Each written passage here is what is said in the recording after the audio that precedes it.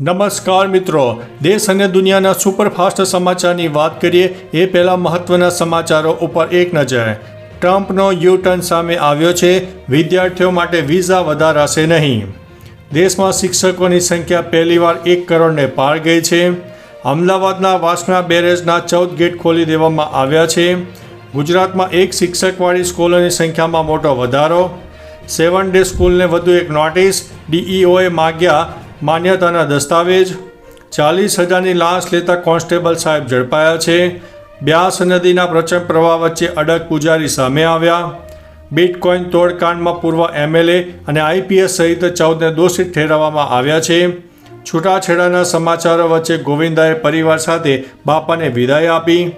મરાઠા આંદોલનની આગ મુંબઈ સુધી પહોંચી છે. ઉડતાની સાથે ક્રેશ થયું ફાઇટર F-16 જેટ.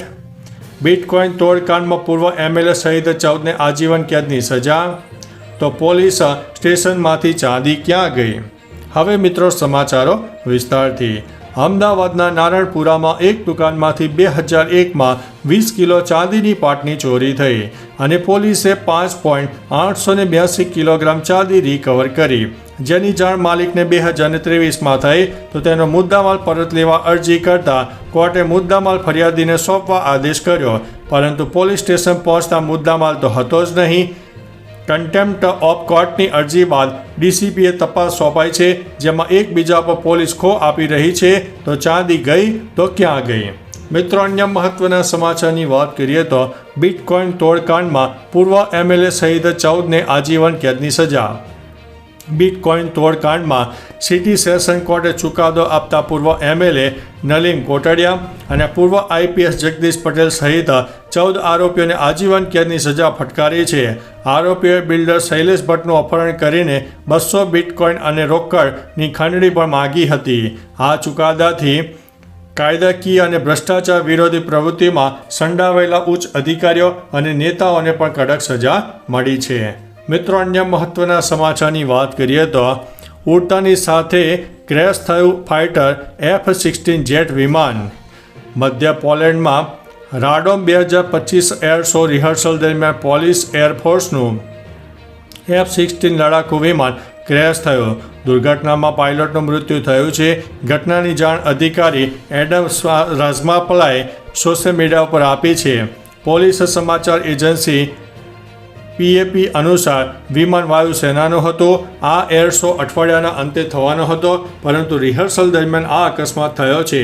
અકસ્માતનો વિડીયો પણ સામે આવ્યો છે, જેમાં પ્લેન આગના ગોળામાં ફેરવાઈ ગયું હતું. મિત્રો, અન્ય મહત્વના સમાચારની વાત કરીએ તો મરાઠા આંદોલનની આગ મુંબઈ પહોંચી છે.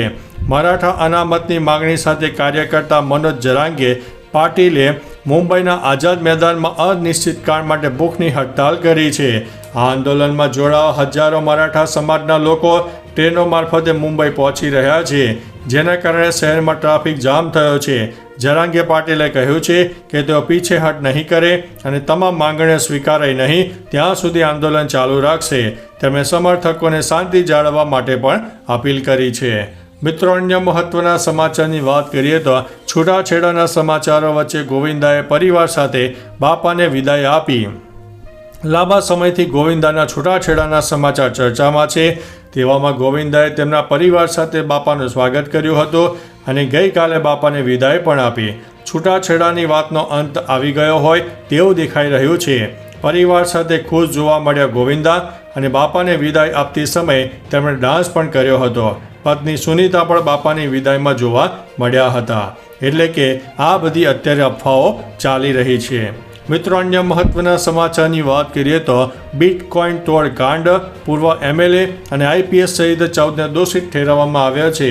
અમદાવાદ ગ્રામ્ય કોર્ટે બિટકોઇન તોડકાંડના કેસમાં મોટો ચુકાદો આપ્યો છે, જેમાં પૂર્વ ધારાસભ્ય નલિન કોટડિયા, અમરેલીના પૂર્વ એસપી જગદીશ પટેલ અને અન્ય 12 આરોપીઓને દોષિત જાહેર કરવામાં આવ્યા છે. આ કેસ બિલ્ડર શૈલેષ ભટ્ટ પાસેથી પોલીસ અધિકારીઓ અને અન્ય દ્વારા બિટકોઇન અને રોકડની ખંડણી ઉઘરાવવાના આરોપ સાથે સંબંધિત છે, જેની ફરિયાદ બાદ આ કાયદેસરની કાર્યવાહી થઈ હતી. મિત્રો, અન્ય મહત્વના સમાચારની વાત કરીએ તો બ્યાસ નદીના પ્રચંડ પ્રવાહ વચ્ચે અડગ પૂજારી જોવા મળ્યા છે. હિમાચલ પ્રદેશના કુલ્લુ જિલ્લામાં બ્યાસ નદીના પ્રચંડ પ્રવાહનો વિડીયો સોશિયલ મીડિયામાં વાયરલ થયો. નદીનું વધતું જળસ્તર હનુમાન મંદિરની દિવાલો સુધી પહોંચી ગયું હોવા છતાં મંદિરના પૂજારી અડગ રહીને ભગવાનની સેવા કરતા રહ્યા. લોકો માટે આ દ્રશ્ય આસ્થા અને સાહસનું અદ્ભુત સંગમ બન્યું. લહેરોની ગર્જના, ભારે પ્રવાહ અને જોખમ વચ્ચે પૂજારી મંદિર છોડવા તૈયાર ન હતા અને મંત્રોચ્ચાર કરતા રહ્યા. મિત્રો, અન્ય મહત્વના સમાચારની વાત કરીએ તો 40,000ની લાંચ લેતા કોન્સ્ટેબલ સાહેબ ઝડપાઈ ગયા છે. ખેડા જિલ્લામાં ACABએ લિંબાસી પોલીસ સ્ટેશનના અનઆર્મ કોન્સ્ટેબલ પંકજકુમાર તખતસંગ મેરને 40,000 રૂપિયાની લાંચ લેતા ઝડપી પાડ્યા છે. લાંચની રકમ એક કંપનીના મજૂરનું રોડ અકસ્માતમાં અવસાન થવાના કેસમાં જાહેરનામા ભંગનો ગુનો દાખલ ન કરવા માટે માંગવામાં આવી હતી. ACBએ ટ્રેપ ગોઠવીને આરોપીની ધરપકડ કરી છે અને કાયદેસરની કાર્યવાહી હાથ ધરી છે. આ ઘટના ભ્રષ્ટાચાર સામે કડક પગલાંનું ઉદાહરણ છે. મિત્રો, અન્ય મહત્વના સમાચારની વાત કરીએ તો 7 ડે સ્કૂલને વધુ એક નોટિસ. DEOએ માંગ્યા છે માન્યતાના દસ્તાવેજ. અમદાવાદની 7 ડે સ્કૂલમાં વિદ્યાર્થિનીની હત્યા બાદ DEO દ્વારા વધુ એક નોટિસ ફટકારવામાં આવી છે. શાળાને સવારે 11 વાગ્યા સુધીમાં તેની માન્યતાના બિલ્ડિંગના NOC સહિત 16 પ્રકારના દસ્તાવેજો રજૂ કરવાનો આદેશ આપ્યો છે. આ સાથે શાળાના કેમ્પસમાં ચાલતી કોલેજની માન્યતા સંબંધિત વિગતો પણ મંગાવવામાં આવી છે. વાલીઓ પણ શાળા સામે કડક કાર્યવાહીની માંગ કરી રહ્યા છે. મિત્રો, અન્ય મહત્વના સમાચારની વાત કરીએ તો ગુજરાતમાં એક શિક્ષકવાળી સ્કૂલોની સંખ્યામાં મોટો વધારો થયો છે. ગુજરાતમાં એક શિક્ષક ધરાવતી શાળાઓની સંખ્યામાં 2 વર્ષમાં 1754થી વધીને 2,936 ઉપર પહોંચી ગઈ છે. તેમ કેન્દ્રીય શિક્ષણ મંત્રાલયના UDAS પ્લસ રિપોર્ટમાં જાણવા મળ્યું છે. આ સ્કૂલોમાં વિદ્યાર્થીઓની સંખ્યા પણ 30,000 વધીને 1 લાખથી વધુ થઈ ગઈ છે. રાજ્યમાં કુલ શિક્ષકોની સંખ્યા 5,000થી ઘટીને 3.89 લાખ થઈ ગઈ છે, જે શિક્ષણ ક્ષેત્રે અંતે ચિંતાજનક સમાચાર કહી શકાય છે.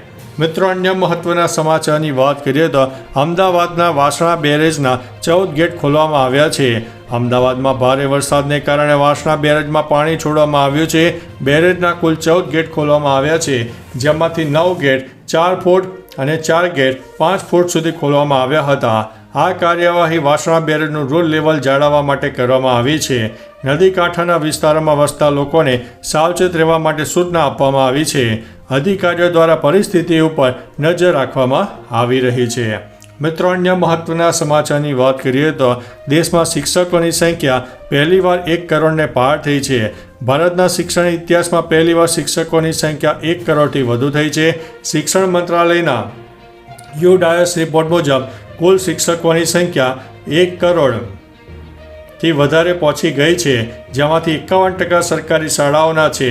જોકે આ રિપોર્ટ દર્શાવે છે કે દેશમાં 1,04,125 શાળાઓમાં માત્ર એક જ શિક્ષક છે, જ્યારે 7,993 શાળાઓ એવી છે જ્યાં એક પણ વિદ્યાર્થી નથી. મિત્રો, અન્ય મહત્વના સમાચારની વાત કરીએ તો વિદ્યાર્થીઓ માટે વિઝા વધારાશે નહીં તેવો ટ્રમ્પનો યુ-ટર્ન સામે આવ્યો છે. અમેરિકાના રાષ્ટ્રપતિ ડોનાલ્ડ ટ્રમ્પ ફરી એકવાર પોતાના નિવેદનથી ફરી ગયા છે. તાજેતરમાં તેમણે જાહેરાત કરી હતી કે તેઓ 6 લાખ ચીની વિદ્યાર્થીઓને અમેરિકન યુનિવર્સિટીમાં અભ્યાસ કરવાની મંજૂરી આપશે. હવે વ્હાઇટ હાઉસ ખાતે સ્પષ્ટતા કરી છે કે રાષ્ટ્રપતિ ટ્રમ્પ ચીની નાગરિકો માટે વિદ્યાર્થી વિઝાની સંખ્યામાં વધારો કરી રહ્યા નથી. જણાવી દઈએ કે ટ્રમ્પની આ જાહેરાતનો અમેરિકામાં ઘણો વિરોધ પણ થયો હતો. તો ચાલો મિત્રો, ફરીથી દેશ અને દુનિયાના સુપરફાસ્ટ સમાચાર લઈને મળતા રહીશું. ત્યાં સુધી અમને રજા આપશો. નમસ્તે.